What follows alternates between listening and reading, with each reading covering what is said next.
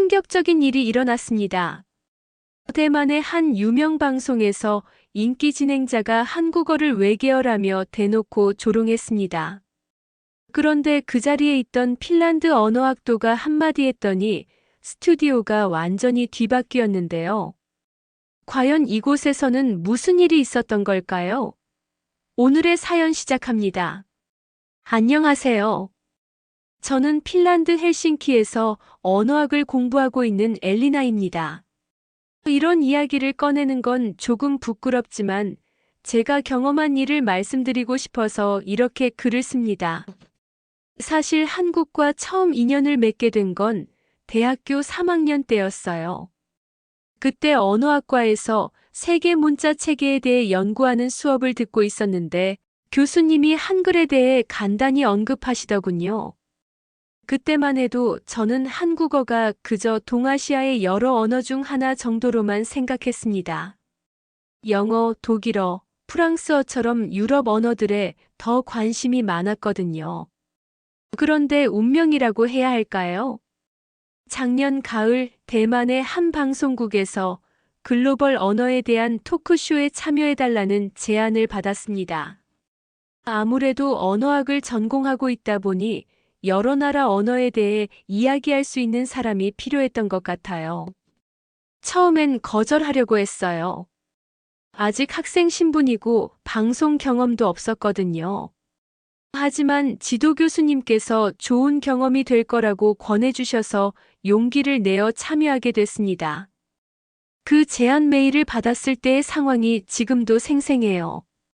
헬싱키 대학교 도서관에서 한글 창제 원리에 관한 논문을 읽고 있던 참이었거든요. 세종대왕의 훈민정음 해례본을 분석한 최신 연구 자료였는데 읽으면 읽을수록 감탄이 나왔어요. 500년도 더 전에 이런 과학적인 문자 체계를 만들 수 있었다는 게 정말 놀라웠거든요. 바로 그때 메일 알림이 떴고 대만 방송국의 섭외 담당자가 보낸 초청장이었습니다. 며칠 동안 정말 고민했어요. 방송이라는 건 처음이었고 게다가 외국 방송이니까 더욱 부담스러웠죠. 하지만 한국어와 한글에 대해 제대로 알리고 싶다는 마음이 컸어요. 특히 그 무렵 유럽에서도 한국어에 대한 오해가 많다는 걸 느끼고 있었거든요. 많은 사람들이 한국어를 단순히 어려운 언어 정도로만 생각하고 있었어요. 방송 당일 타이베이의 방송국 스튜디오에 도착했을 때의 긴장감을 지금도 생생히 기억해요.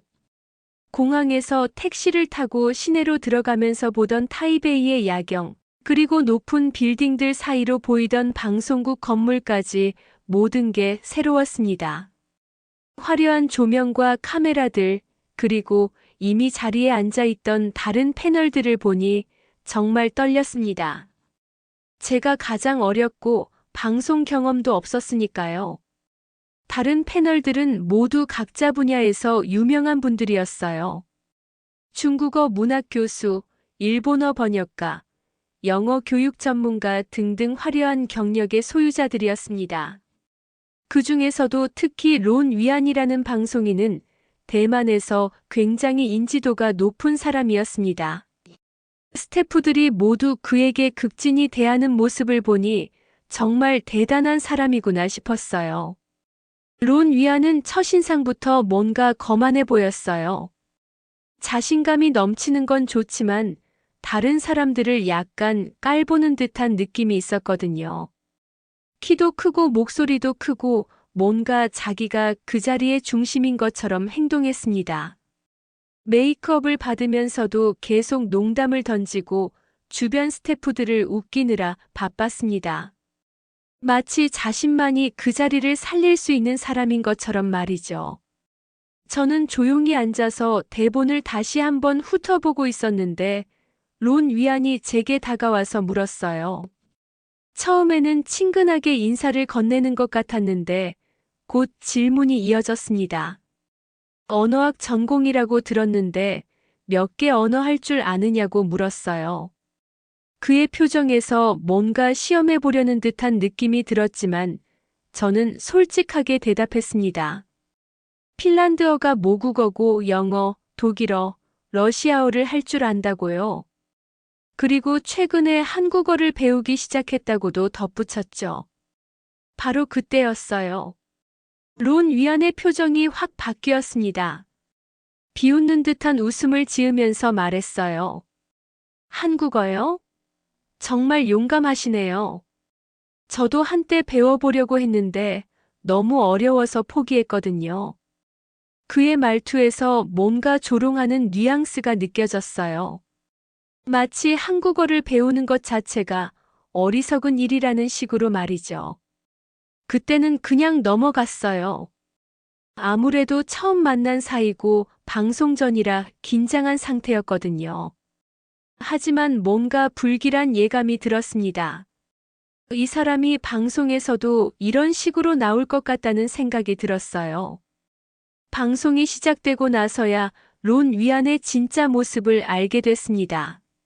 오프닝이 끝나고 본격적인 토크가 시작되자마자 진행자가 세계 각국의 언어에 대해 이야기해 보자고 했어요. 그런데 론 위안이 제일 먼저 입을 열었습니다. 마치 기다렸다는 듯이 말이죠.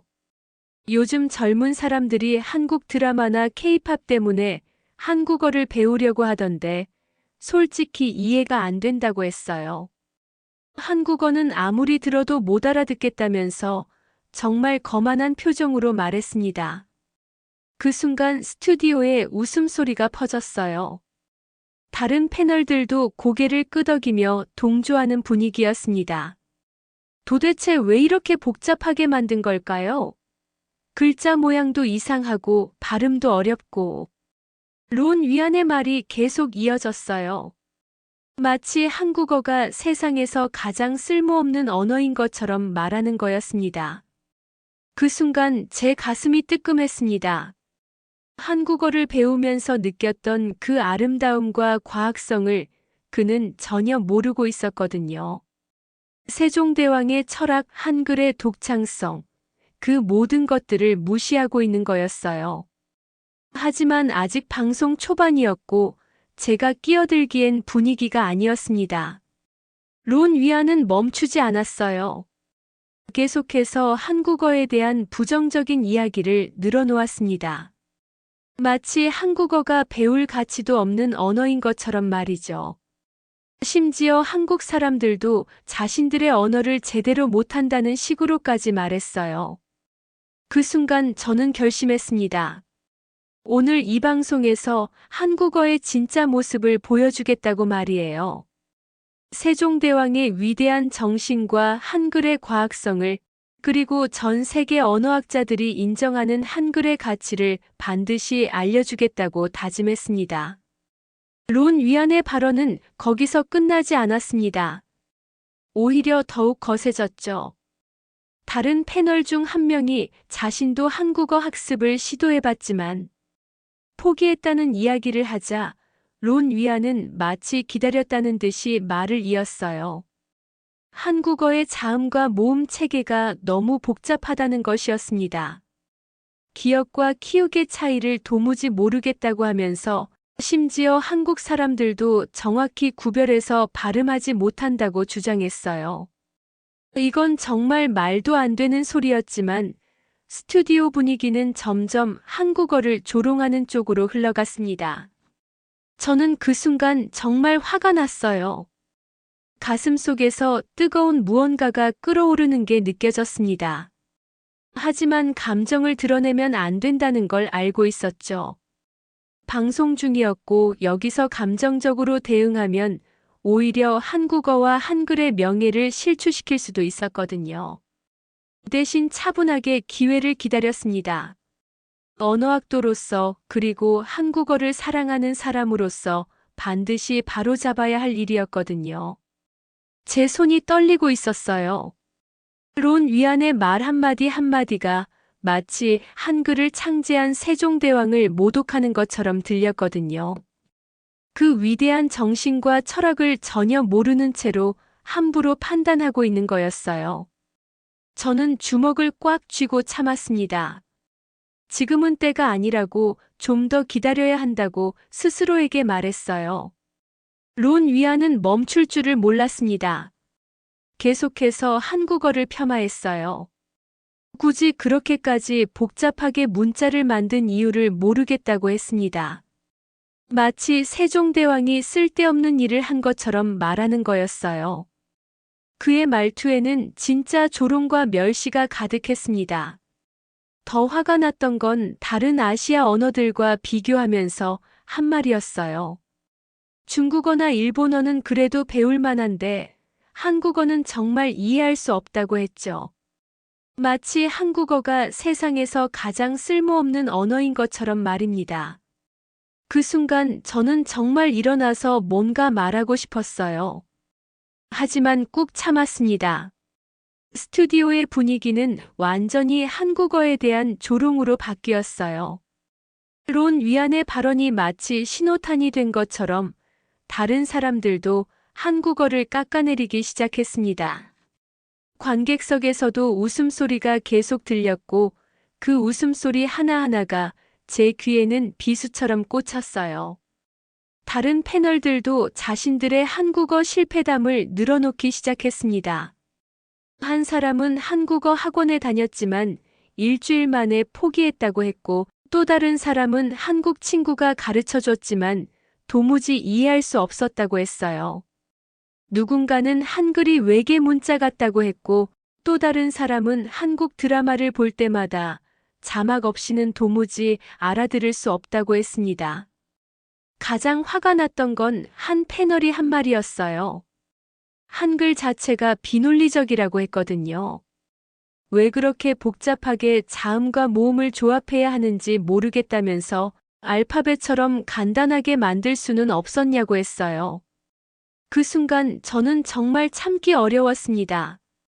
한글의 조합 원리가 얼마나 과학적이고 체계적인지를 그들은 전혀 모르고 있었거든요. 론 위안은 거기서 끝나지 않고 더욱 심한 말을 했어요. 한국 사람들도 자신들의 언어를 제대로 구사하지 못한다는 식으로 말했습니다. 발음도 부정확하고 문법도 일관성이 없다고 했어요. 이건 정말 말도 안 되는 소리였지만 스튜디오 분위기는 완전히 그쪽으로 기울어져 있었습니다. 저는 그 순간들을 견디며 기다렸습니다.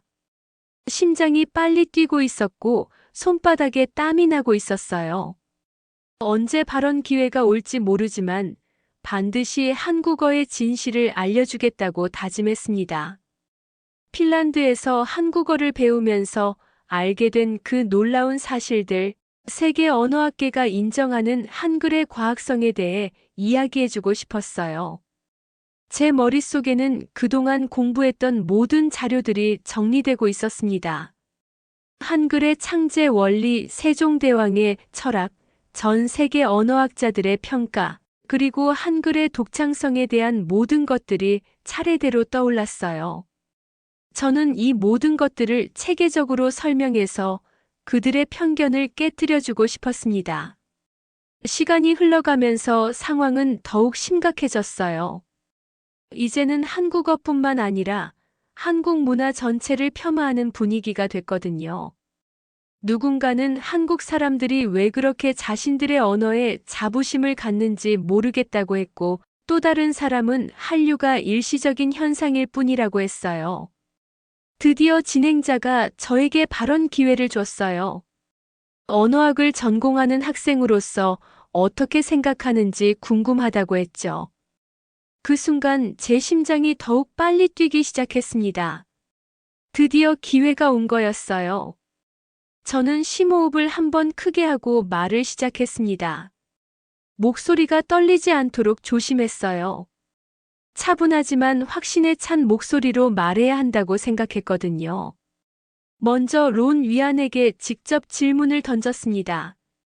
한글의 창제 원리에 대해 알고 있는지, 한글이 어떤 방식으로 만들어졌는지 알고 비판하는 건지 물어봤어요.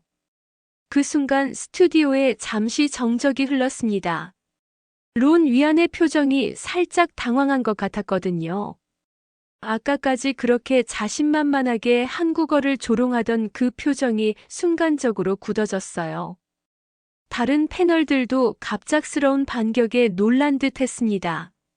아마 그는 한글에 대해 제대로 공부해 본 적이 없을 거예요.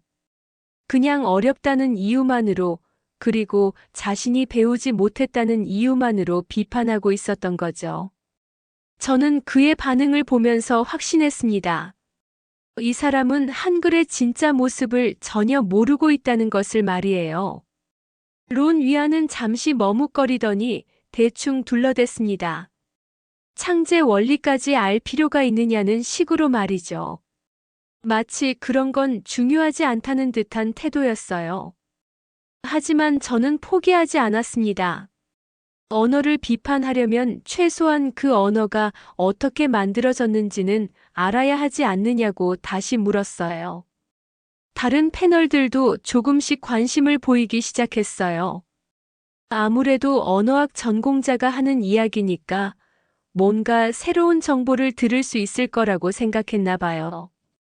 분위기가 조금씩 바뀌기 시작했습니다.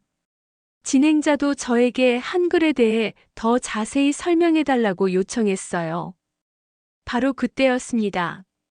제가 그동안 공부했던 모든 것들을 쏟아낼 기회가 온 거죠. 한글의 과학성, 세종대왕의 철학, 그리고 세계. 언어학계가 인정하는 한글의 우수성에 대해 이야기할 때가 왔던 겁니다. 저는 이 기회를 절대 놓치지 않겠다고 다짐했어요. 저는 천천히 하지만 확신에 찬 목소리로 말하기 시작했습니다. 론 위안의 표정이 점점 바뀌는 것을 보면서 말이에요. 이제 진짜 반격이 시작되는 거였습니다. 저는 깊게 숨을 들이쉬고 이야기를 시작했습니다. 한글은 1443년 조선의 네 번째 왕인 세종대왕이 백성을 위해 만든 문자라고 말했어요. 그런데 이건 단순히 새로운 글자를 만든 게 아니라 인류 역사상 최초로 소리를 시각화한 문자 체계라고 설명했습니다. 스튜디오 분위기가 조금씩 바뀌기 시작했어요. 마치 바람이 바뀌는 것처럼 공기 자체가 달라지는 게 느껴졌습니다. 아까까지 웃고 떠들던 사람들이 조용해지면서 제 말에 귀를 기울이기 시작했거든요. 관객석에서 들리던 웃음소리도 점점 줄어들었고 대신 조용한 집중이 스튜디오를 감쌌어요. 론 위안도 마찬가지였습니다. 비웃던 표정이 사라지고 약간 당황한 듯한 모습을 보였어요. 저는 이 기회를 놓치지 않기로 했습니다. 계속해서 한글의 과학적 원리에 대해 설명했어요. 목소리에 확신을 담아서 그동안 공부했던 모든 지식을 총동원했습니다. 기억이라는 글자가 혀, 뿌리 모양을 본떠서 만들어졌다는 것부터 시작했어요. 실제로 기억 소리를 낼 때 혀 뿌리가 목 안쪽에서 움직이는 모양과 기억 자체의 형태가 얼마나 닮아 있는지 설명했습니다. 니은은 혀끝이 윗잇몸에 닿는 모습을 형상화한 것이라고 했어요. 니은 소리를 낼 때 혀의 움직임을 직접 보여주면서 설명하니까 패널들이 자신들도 따라해 보더군요. 그들의 표정에서 놀라움이 읽혔어요. 정말 그 모양과 소리가 일치한다는 걸 직접 확인하고 있었거든요. 미음은 입술을 담은 모양이고 시옷은 이빨 모양을 본뜬 거라고 설명하니까 패널들이 완전히 놀라더군요. 한 패널은 자신의 입을 만져보면서 정말 그런 것 같다고 감탄했어요. 또 다른 사람은 이런 식으로 문자를 만든 사례가 다른 곳에도 있느냐고 물었습니다. 저는 자신 있게 대답했어요. 세계 어디에도 이런 방식으로 만들어진 문자는 없다고 말입니다. 특히 모음의 철학적 배경을 설명할 때 반응이 뜨거웠어요. 아는 하늘을, 오는 땅을, 이는 사람을 상징한다고 했더니 스튜디오가 완전히 조용해졌습니다. 누군가가 정말이냐고 물었어요. 그 목소리에는 의심보다는 경이로움이 담겨 있었습니다. 저는 자신 있게 대답했죠. 이것이 바로 한글이 단순한 문자가 아니라 동양 철학이 담긴 과학적 체계라고 말입니다. 하늘과 땅과 사람이라는 삼재 사상이 어떻게 한글 모음 체계에 반영됐는지 자세히 설명했어요. 세종대왕이 단순히 소리를 표기하는 문자를 만든 게 아니라 우주의 원리와 인간의 철학을 담은 문자 체계를 창조했다는 거죠. 패널들의 눈이 점점 커지는 게 보였어요. 론 위안의 표정이 점점 더 심각해졌어요. 아까까지 자신만만하게 한국어를 조롱하던 그 모습은 온데간데 없었습니다. 대신 뭔가 당황스러워하면서도 궁금해하는 표정이었어요. 자신이 얼마나 큰 실수를 했는지 조금씩 깨닫고 있는 것 같았습니다. 방송 스태프들도 급히 움직이기 시작했습니다. 아마 한글에 대한 자료 영상을 준비하는 것 같았어요. 스태프들이 서로 눈짓을 주고받으며 뭔가 준비하고 있었거든요. 이런 상황은 예상하지 못했을 텐데 급하게 자료를 찾고 있는 모습이었어요. 잠시 후 스크린에 한글 자모의 형성 원리를 보여주는 그래픽이 나타났습니다. 발음 기관의 모양과 한글 자음이 얼마나 닮아 있는지를 시각적으로 보여주는 자료였죠. 입안의 단면도와 함께 기역, 니은, 미음, 시옷 등의 글자가 나란히 표시된 화면이었어요. 정말 놀라울 정도로 닮아 있었습니다. 패널들이 감탄사를 연발했습니다. 와, 정말 신기하다, 믿을 수 없다는 반응들이 쏟아졌어요. 한 패널은 이런 걸 왜 진작 알려주지 않았느냐고 했고, 또 다른 사람은 학교에서 배웠으면 한국어에 대한 인식이 완전히 달랐을 거라고 했어요. 어떻게 500년도 더 전에 이런 과학적인 문자를 만들 수 있었느냐는 질문도 나왔습니다. 저는 세종대왕의 한글 창제 정신에 대해서도 이야기했어요. 당시 조선에서는 한자를 썼는데 일반 백성들은 한자를 배우기가 너무 어려웠다고 했습니다. 양반들만 글을 읽고 쓸 수 있었고 백성들은 문맹 상태로 살아야 했다는 거죠. 그래서 세종대왕이 누구나 쉽게 배울 수 있는 우리만의 문자를 만들기로 결심했다고 설명했어요. 특히 세종대왕이 직접 하신 말씀을 인용했습니다.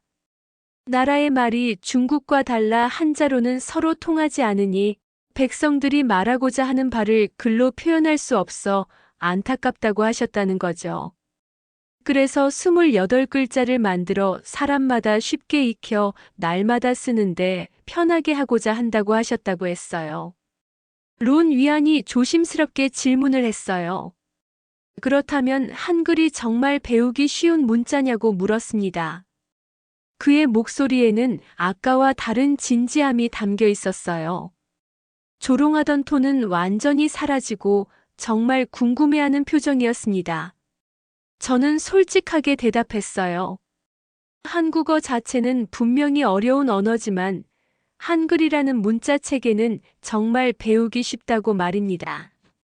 이 둘을 구분해서 생각해야 한다고 강조했어요. 문자와 언어는 다른 차원의 문제라는 거죠. 실제로 한글을 모르는 사람도 하루 이틀이면 기본적인 읽기는 할 수 있다고 설명했어요. 왜냐하면 한글은 표음 문자이기 때문에 글자 하나하나가 소리를 나타내거든요. 중국어처럼 뜻을 외워야 하는 게 아니라 소리만 알면 읽을 수 있다는 거죠.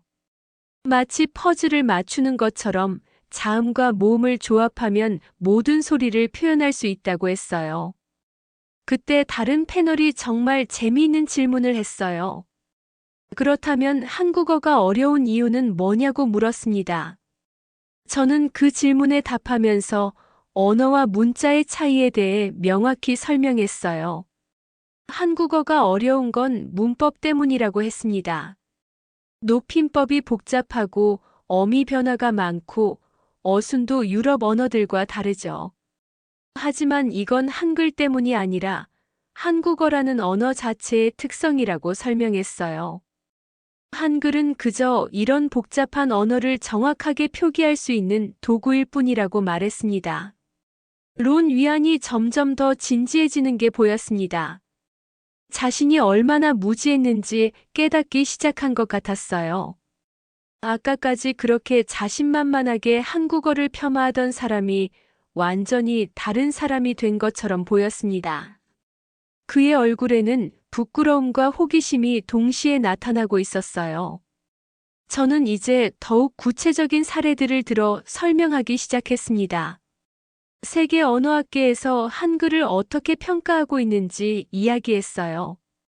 먼저 유네스코에서 한글을 세계기록 유산으로 지정했다는 사실부터 말했습니다. 론 위안의 눈이 커졌어요. 마치 처음 듣는 충격적인 사실을 접한 사람처럼 말이죠. 유네스코에서 문자 자체를 기록 유산으로 인정한 경우는 정말 드물다고 설명하니까 그제야 한글의 가치를 조금씩 이해하기 시작하는 것 같았습니다. 그의 표정에서 무언가 깨달음이 번지는 게 보였어요. 아마도 자신이 그동안 얼마나 큰 오해를 하고 있었는지 서서히 알아가고 있는 것 같았습니다. 저는 이 기회를 놓치지 않고 더욱 구체적인 사실들을 제시했어요. 유네스코가 단순히 한글을 기록 유산으로 지정한 것이 아니라 그 의미가 얼마나 특별한지 설명했습니다. 전 세계 수많은 문자 중에서 그 자체로 세계 기록 유산이 된 경우는 정말 손에 꼽을 정도라고 했어요. 그만큼 한글의 독창성과 과학성이 국제적으로 인정받고 있다는 증거라고 덧붙였습니다. 계속해서 세계 각국 언어학자들의 평가를 소개했어요. 목소리에 더욱 확신을 담아서 말했습니다. 영국 옥스퍼드 대학교의 언어학 교수가 한글을 가리켜 인간이 만든 문자 중 가장 과학적인 체계라고 극찬했다는 이야기를 했어요. 그 교수는 한글을 연구하면서 세종대왕을 인류 역사상 가장 위대한 언어학자 중 한 명이라고 평가했다고도 했습니다. 또한 미국의 한 저명한 언어학자는 한글의 체계성을 보고 경이로움을 표했다고도 덧붙였죠. 그 학자는 한글이 단순히 문자가 아니라 언어학적 이론을 실제로 구현한 놀라운 작품이라고 했다는 것이었어요. 심지어 현대 언어학 이론으로도 설명하기 어려운 정교함을 500년 전에 구현했다고 감탄했다고 말했습니다. 특히 인상적이었던 건 론 위안의 반응이었어요. 아까까지 비웃던 표정은 완전히 사라지고 대신 진지하게 제 말을 듣고 있었거든요. 그의 눈빛이 달라져 있었어요. 조롱하던 눈빛에서 호기심과 존경심이 섞인 눈빛으로 바뀌어 있었습니다. 가끔씩 고개를 끄덕이기도 하고 놀란 표정을 짓기도 했어요. 특히 제가 구체적인 연구 결과를 인용할 때마다 그의 표정이 더욱 심각해졌습니다. 저는 한글의 독창성에 대해서도 자세히 설명했어요. 세상의 모든 문자는 크게 세 가지로 나뉜다고 했습니다. 그림에서 발전한 표의 문자, 소리를 나타내는 표음 문자, 그리고 음절을 나타내는 음절 문자가 있다고 말이죠. 중국의 한자는 표의 문자의 대표적인 예이고 알파벳은 표음 문자, 일본의 히라가나는 음절 문자라고 설명했어요. 그런데 한글은 이 모든 장점을 다 가지고 있는 독특한 문자라고 강조했습니다. 자음과 모음이라는 기본 단위로는 표음 문자의 특성을 가지면서도 이들을 조합해서 음절을 만드는 방식으로는 음절 문자의 장점도 갖고 있다는 거죠. 게다가 각 글자의 모양 자체가 의미를 담고 있어서 표의 문자적 특성까지 보인다고 했어요. 방송 스태프가 준비한 새로운 자료가 스크린에 나타났어요. 이번에는 세계 각국의 문자들을 비교한 정말 인상적인 표였습니다. 라틴 알파벳, 아랍 문자, 중국 한자, 일본 히라가나와 한글을 나란히 놓고 비교한 자료였죠. 각 문자의 특징과 장단점이 한눈에 들어오도록 정리된 표였어요. 패널들이 자료를 보면서 연신 감탄했어요. 한글이 얼마나 체계적이고 논리적인지가 한눈에 들어왔거든요. 특히 자음과 모음을 조합해서 음절을 만드는 방식이 다른 문자들과 확연히 다르다는 것을 알 수 있었습니다. 한 패널은 이런 조합 방식이 정말 천재적이라고 감탄했어요. 제한된 수의 기본 글자로 무한한 소리를 표현할 수 있다는 게 놀랍다고 했습니다. 저는 이어서 한글의 놀라운 표현력에 대해서도 이야기했어요. 한글로는 세상의 모든 소리를 표기할 수 있다고 했습니다. 이건 단순한 과장이 아니라 실제로 입증된 사실이라고 강조했어요. 다른 언어의 발음도 한글로 적으면 원어민이 알아들을 정도로 정확하게 표현할 수 있다고 설명했죠. 구체적인 예를 들어 설명했습니다. 실제로 저희 핀란드어 발음도 한글로 표기하면 굉장히 정확하게 나온다고 했어요. 핀란드어에는 한국어에 없는 소리들이 많은데도 한글의 자모를 조합하면 거의 완벽하게 표현할 수 있다는 것이었습니다. 심지어 핀란드 사람들이 한글로 표기된 자신들의 언어를 보고 정확한 발음이라고 인정할 정도라고 덧붙였어요. 론 위안이 조심스럽게 질문을 했어요. 그의 목소리가 아까와는 완전히 달랐습니다. 조롱하던 톤은 온데간데 없고 정말 궁금해하는 진지한 목소리였어요. 그렇다면 왜 한국어가 그렇게 어렵다고 소문이 났느냐고 물었습니다. 이건 정말 좋은 질문이었어요. 저는 그 질문에 대해 정직하게 답변했어요. 한국어는 분명히 어려운 언어라고 솔직히 인정했습니다. 하지만 그 어려움은 문자 때문이 아니라 언어의 구조 때문이라고 명확히 설명했죠. 특히 높임법이 복잡하고 상황에 따라 말하는 방식이 완전히 달라진다고 했어요. 나이, 사회적 지위, 친밀도에 따라 완전히 다른 어미를 써야 한다는 것이었습니다. 하지만 저는 이런 복잡함도 한국 문화의 깊이를 보여주는 것이라고 덧붙였습니다. 상대방을 존중하는 마음이 언어에 그대로 녹아 있다는 거죠. 이런 세밀한 감정 표현이 가능하기 때문에 한국 문학이나 한국 드라마가 그렇게 섬세하고 감동적일 수 있다고 설명했어요. 단순히 정보를 전달하는 것이 아니라 감정과 관계의 미묘함까지도 언어로 표현할 수 있다는 것이었습니다. 론 위안의 표정이 완전히 바뀌었습니다. 아까의 거만함은 온데간데 없고 대신 뭔가 부끄러워하는 표정이었어요. 자신이 얼마나 성급하게 판단했는지 그리고 얼마나 무지했는지 깨닫고 있는 것 같았습니다. 그의 얼굴에는 후회와 호기심이 동시에 나타나고 있었어요. 다른 패널들도 마찬가지였어요. 모두들 진지한 표정으로 제 말을 듣고 있었고 간혹 놀라는 표정을 짓기도 했습니다. 한 패널은 자신도 한국어를 다시 배워보고 싶다고 말했어요. 스튜디오의 분위기가 완전히 달라진 게 느껴졌습니다. 조롱에서 존경으로, 무시에서 관심으로 바뀐 거였어요. 저는 이제 더욱 구체적인 증거들을 제시하기 시작했습니다. 세계 언어학계에서 한글에 대해 어떤 연구 결과들이 나왔는지 이야기했어요. 특히 언어 습득 연구에서 나온 놀라운 결과들을 소개했습니다. 미국의 한 연구진이 세계 각국의 문자 학습 속도를 비교한 연구가 있었어요. 그 결과 한글을 배우는 속도가 다른 문자들에 비해 월등히 빨랐다는 것이었습니다. 심지어 문맹률이 높은 지역에서 한글을 가르쳤을 때도 놀라운 성과를 거뒀다고 했죠. 론 위안이 정말 그런 연구가 있느냐고 물었어요. 저는 자신 있게 대답했습니다. 실제로 인도네시아의 찌아찌아족이 자신들의 언어를 한글로 표기하기로 결정했다는 사례도 있다고 덧붙였어요.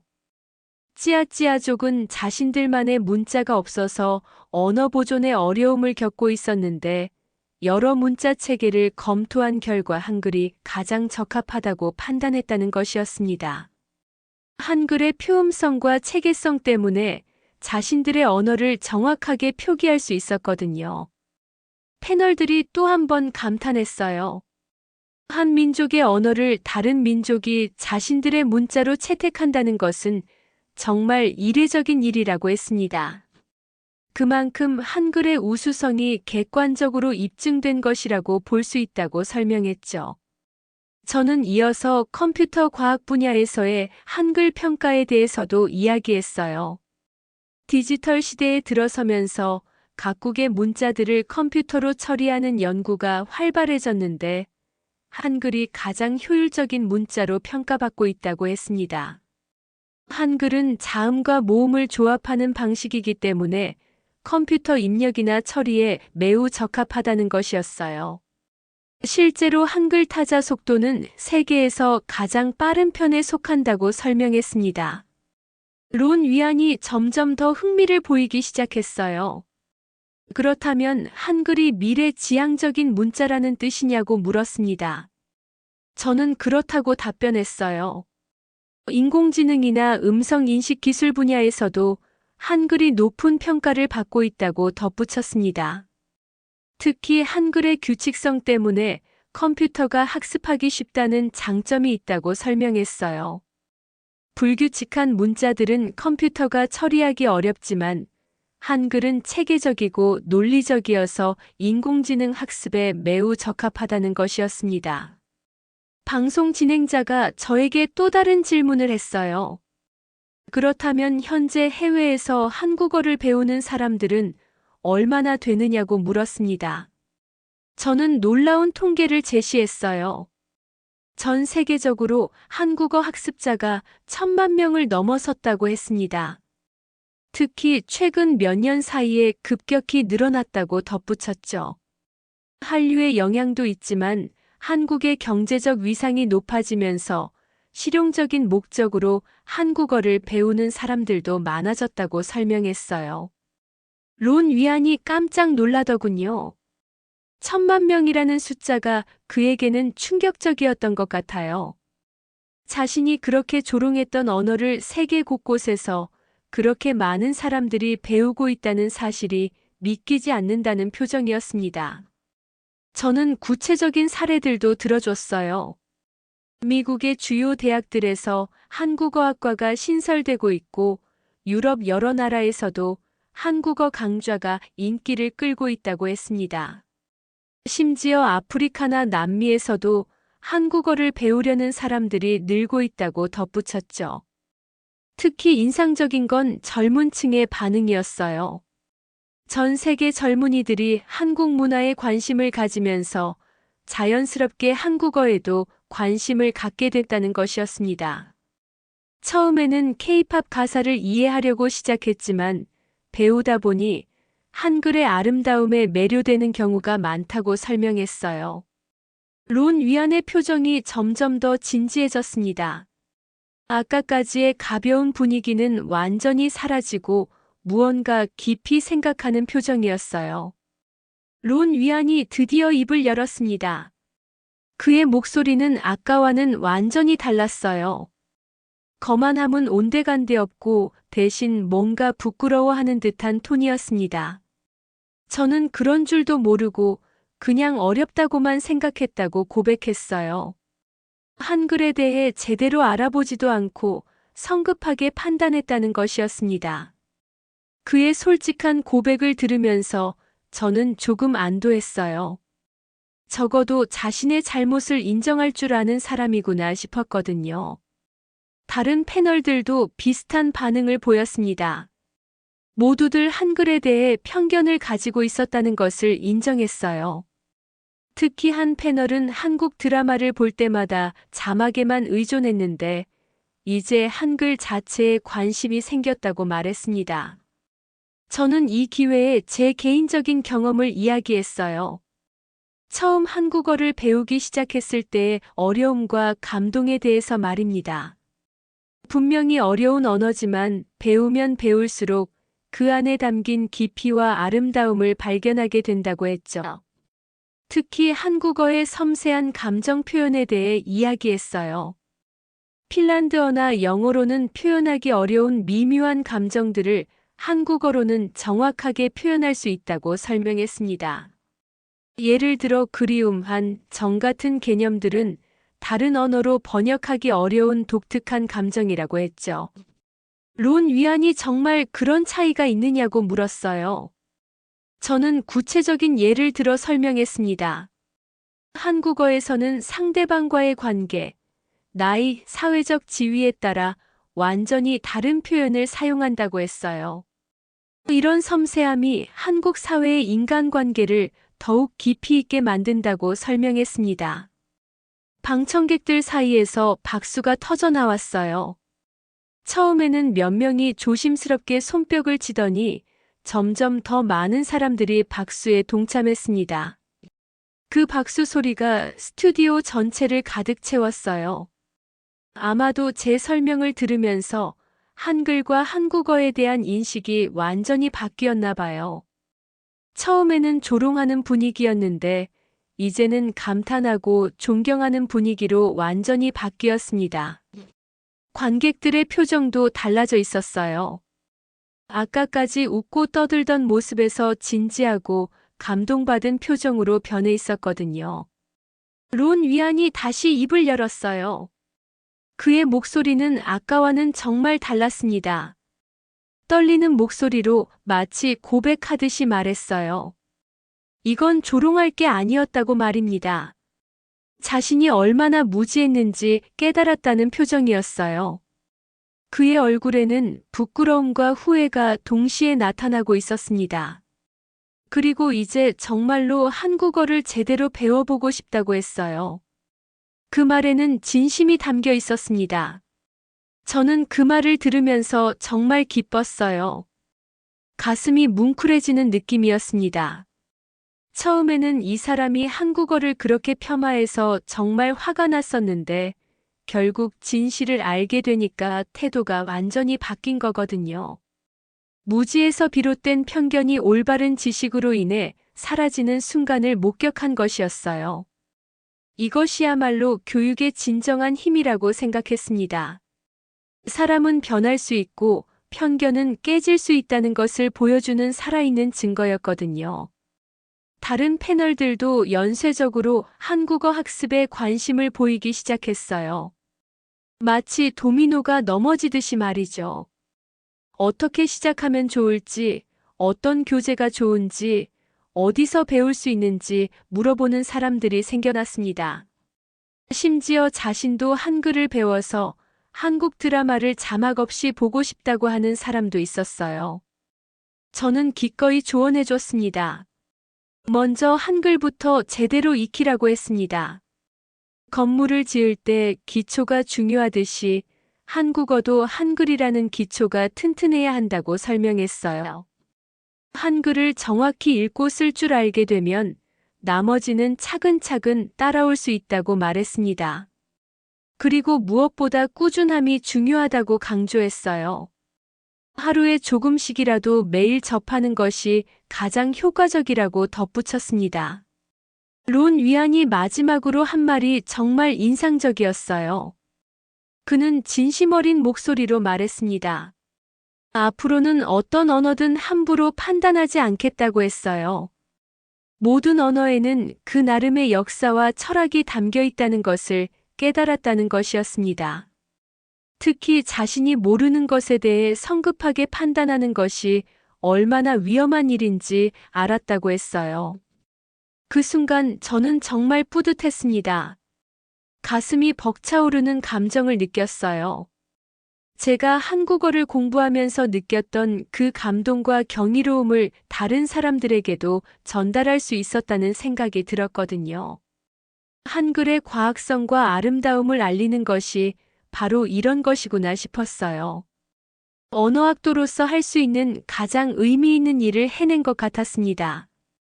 방송이 끝나갈 무렵 진행자가 저에게 마지막 한마디를 해달라고 요청했어요. 저는 잠시 생각에 잠겼습니다. 무엇을 말해야 이 감동적인 순간을 제대로 마무리할 수 있을까 고민했어요. 그리고 천천히 입을 열었습니다. 언어는 그 민족의 혼이라고 한글 역시 한국인들의 지혜와 철학이 고스란히 담긴 소중한 유산이라고 했죠.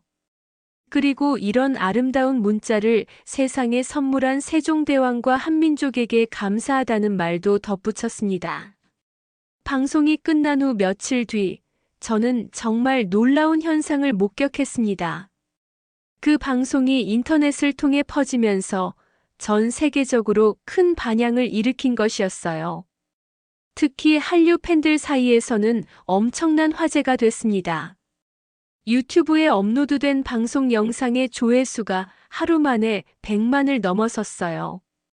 댓글들을 보니 정말 다양한 나라 사람들이 한글에 대한 관심을 표현하고 있었습니다. 그 중에서도 가장 인상적이었던 건 한국 문화를 좋아하는 해외 팬들의 반응이었어요. 많은 사람들이 자신들도 한국어를 배우고 있지만 그 배경에 이런 깊은 철학이 있는 줄 몰랐다고 했습니다.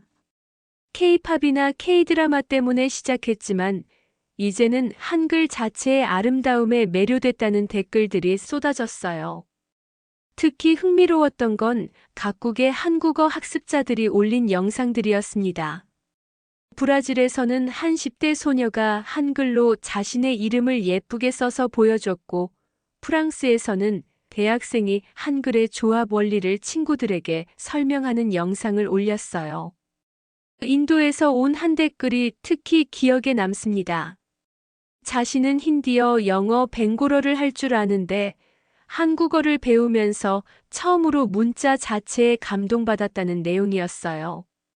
한글이 소리와 모양이 이렇게 과학적으로 연결돼 있다는 걸 알고 정말 놀랐다고 했습니다. 아프리카에서도 반응이 있었어요. 케냐의 한 대학생은 자신의 부족 언어를 한글로 표기해보고 싶다는 댓글을 남겼습니다. 찌아찌아족 사례를 보고 영감을 받았다는 것이었어요. 정말 한글의 범용성을 보여주는 사례라고 생각했습니다. 론 위안도 자신의 소셜미디어에 글을 올렸어요. 그 방송 이후로 정말 한국어 공부를 시작했다는 내용이었습니다. 매일 1시간씩 한글 연습을 하고 있고 생각보다 재미있다고 했어요. 특히 한글의 규칙성 때문에 배우는 재미가 있다고 덧붙였습니다. 그의 변화된 모습을 보면서 저는 정말 뿌듯했어요. 처음에는 그렇게 한국어를 조롱하던 사람이 이제는 열심히 배우고 있다니 교육의 힘이 이런 것이구나 싶었습니다. 더욱 놀라운 건 세계 각지의 교육기관들에서 연락이 오기 시작한 것이었어요. 한글 교육에 대한 강의 요청이 들어왔습니다. 미국의 한 대학에서는 언어학과 세미나에서 한글에 대해 발표해달라고 했고, 독일의 연구소에서는 한글의 과학성에 대한 논문을 써달라고 요청했어요.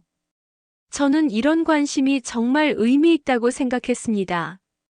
한글이 단순히 한국 사람들만의 문자가 아니라 전 인류가 공유할 수 있는 과학적 유산이라는 것을 보여주는 것 같았거든요. 특히 언어학계의 반응이 뜨거웠어요.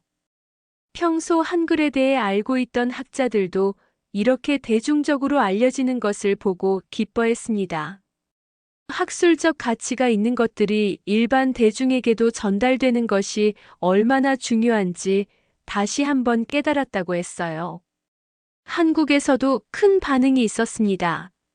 한국 언론들이 이 방송을 크게 보도했고 많은 한국 사람들이 자부심을 느꼈다고 했어요. 특히 젊은 세대들이 한글의 가치를 새롭게 인식하게 됐다는 반응이 많았습니다. 한국어 교육기관들에서도 연락이 왔어요. 세종학당이나 각국의 한국문화원에서 이런 내용으로 강의를 해달라는 요청이 쏟아졌습니다. 한국어를 가르치는 선생님들도 학생들에게 동기부여를 할 때 이런 내용을 활용하고 싶다고 했어요. 저는 이 모든 반응을 보면서 정말 감격했습니다. 제가 한국어를 사랑하는 마음으로 한 말이 이렇게 많은 사람들에게 영향을 미칠 줄은 정말 몰랐거든요. 그로부터 1년이 지난 지금 저는 정말 많은 것이 바뀌었다는 것을 느끼고 있습니다. 무엇보다 전 세계적으로 한글에 대한 인식이 완전히 달라졌어요. 그 방송이 계기가 되어 한글의 과학성과 아름다움이 널리 알려지게 됐습니다. 론 위안은 정말로 약속을 지켰어요. 꾸준히 한국어를 공부해서 이제는 간단한 대화 정도는 할 수 있게 됐습니다. 얼마 전에는 자신의 방송에서 한국어로 간단한 인사말을 하는 모습을 보여주기도 했어요. 처음 한국어를 조롱하던 그 모습과는 정말 대조적이었습니다. 그는 최근 인터뷰에서 이런 말을 했어요. 한국어는 못 배운 게 아니라 몰랐던 거였다고 말입니다. 무지에서 비롯된 편견이 얼마나 무서운 것인지 깨달았다고 했죠. 그리고 이제는 어떤 문화나 언어든 존중하는 마음으로 접근하게 됐다고 덧붙였습니다. 전 세계 한국어 학습자 수도 놀라울 정도로 증가했어요. 그 방송 이후로 각국의 한국어 강좌 신청자가 급증했다고 합니다. 특히 젊은 층에서 한글에 대한 관심이 폭발적으로 늘어났어요. 미국의 한 대학에서는 한국어과 정원을 2배로 늘렸지만 여전히 대기자가 넘쳐난다고 했습니다. 유럽에서도 마찬가지예요. 독일, 프랑스, 이탈리아 등에서 한국어 강좌가 인기 과목이 됐다고 들었습니다. 더욱 놀라운 건 아프리카와 남미에서도 한국어 학습 열풍이 일고 있다는 것이었어요. 나이지리아에서는 한 대학이 한국어과를 신설했고, 브라질에서는 한국어 온라인 강좌 수강생이 10배 넘게 늘어났다고 합니다. 저 역시 바쁜 나날을 보내고 있어요. 세계 각지에서 한글에 대한 강연 요청이 쏟아져서 거의 매주 다른 나라를 다니고 있습니다. 언어학자로서 이렇게 많은 사람들에게 한글의 가치를 알릴 수 있다는 것이 정말 보람 있어요. 특히 기억에 남는 건 아프리카의 한 대학에서 했던 강연이었어요. 그곳 학생들이 자신들의 부족 언어를 한글로 표기하는 실험을 해보고 싶다고 했거든요. 실제로 몇 개 언어를 한글로 표기해 보니 정말 정확하게 소리를 표현할 수 있었어요. 찌아찌아족의 사례가 이제는 더 이상 특별한 일이 아니게 됐습니다. 문자가 없는 여러 소수 민족들이 한글에 관심을 보이고 있어요. 한글의 범용성과 과학성이 전 세계적으로 인정받고 있는 거죠. 한국에서도 큰 변화가 있었어요. 한글에 대한 자부심이 크게 높아졌습니다. 특히 젊은 세대들이 한글의 가치를 새롭게 인식하게 됐어요. 한글날이 되면 각종 행사와 축제가 열리고 한글의 우수성을 알리는 캠페인들이 활발해졌습니다. 국제적으로도 한글의 위상이 높아졌어요. 유네스코에서는 한글을 활용한 문맹 퇴치 사업을 추진하고 있고 여러 국제기구에서 한글의 교육적 가치에 주목하고 있습니다. 저는 이 모든 변화를 보면서 정말 감격스럽습니다. 처음 그 방송에 참여했을 때는 단순히 한국어에 대한 오해를 풀어주고 싶었을 뿐이었는데 이렇게 큰 파급 효과가 있을 줄은 정말 몰랐거든요. 지금도 전 세계 곳곳에서 한글을 배우는 사람들의 이야기가 들려옵니다. 각자 다른 이유로 시작했지만 모두들 한글의 아름다움에 매료되고 있어요. 그리고 한글을 통해 한국 문화의 깊이를 이해하게 됐다고 합니다. 론 위안이 그날 마지막에 했던 말이 계속 생각납니다. 한국어는 어렵지만 그 안에 철학이 있다는 말이요. 정말 그래요. 쉽지 않지만 알아가는 그 여정이 아름다운 언어, 그것이 바로 한글이고 한국어입니다. 저는 앞으로도 계속해서 한글의 가치를 알리는 일을 하고 싶어요. 전 세계 사람들이 한글의 과학성과 아름다움을 이해하고 더 나아가 한국 문화의 깊이를 느낄 수 있도록 돕고 싶습니다. 그날 론 위안이 한국어를 조롱했을 때 느꼈던 그 마음을 잊지 않고 앞으로도 한글을 사랑하는 마음으로 살아가려고 합니다. 세종대왕이 백성을 위해 만든 이 아름다운 문자가 이제는 전 인류의 소중한 유산이 되고 있다는 것이 정말 자랑스럽고 감동적입니다.